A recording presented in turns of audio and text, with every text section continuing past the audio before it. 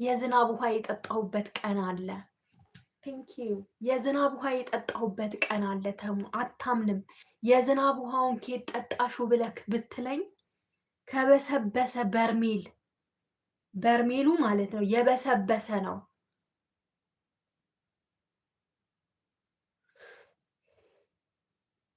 እንዳልቦልክ መሪን። ይህ ደግሞ ኬት የመጣ ነው? በኢየሱስ ስም እግዚአብሔር ይገስጽክ።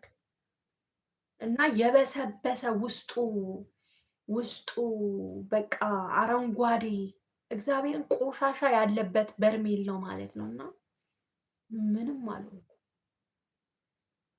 ምንም